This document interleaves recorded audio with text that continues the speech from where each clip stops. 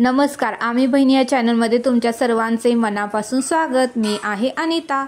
तर बघा, आज रविवार होता, थोडासा वेळ होता, त्यामुळे आज जर आम्ही फिरून आले, थोडंसं लांबच गेले होते। मग इकडे निसर्गरम्य वातावरण मला दिसलं, मग म्हटलं आज थोडंसं शूटिंग करूया, म्हणून हे सर्व मी शूट करून घेतलेलं आहे। खूप छान, मला प्रसन्न वाटलं। आणि बघा, घरी आले, मग घरात आल्यानंतर पूर्णपणे उंबऱ्याची पूजा केली, स्वच्छता केली, झाडलोट केलं, रांगोळी उत्तमरित्या काढली। रांगोळी काढल्याशिवाय आपल्याला प्रसन्नही वाटत नाही।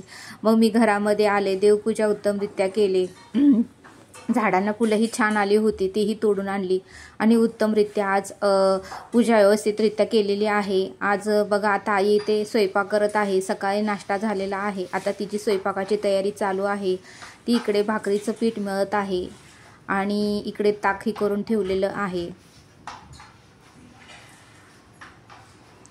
आणि थोडासा वेळ होता, म्हटला तर थोडंसं कपाटाची काच खूप घाण झाली होती, कारण आपण आरशासमोर उभं राहूनच सर्व काही सकाळची आवरावरी करतो, त्यामुळे हाताचे डाग वगैरे त्या आरशाला लागतात, मग बरोबर वाटत नाही आपल्यालाही। त्याच्यामुळं म्हटलं आता वेळ होता तर न्यूजपेपरने स्वच्छ असं कपाट मी पुसून घेतलेलं आहे, कारण खूपच डाग असल्यामुळे मलाही बघू वाटेना। मग म्हटलं आता सगळी कामं बाजूला राहू देत, आपण आता हे आधी कपाट स्वच्छ आणि क्लीन करून घेऊया, आणि त्याशिवाय आरशातही बघायला आपल्याला बरं वाटत नाही। आणि बघा, मैत्रीण आली होती, तिलाही बारशाला जायचं होतं, तिला अर्जंट साड्या पाहिजे होत्या, तीही आत्ताच घेऊन आली। मग ठीक आहे म्हणालं, करून देते, संध्याकाळपर्यंत तिला साड्या द्यायच्या आहेत। भेटूया अशाच एका नेक्स्ट व्हिडिओमध्ये, बाय।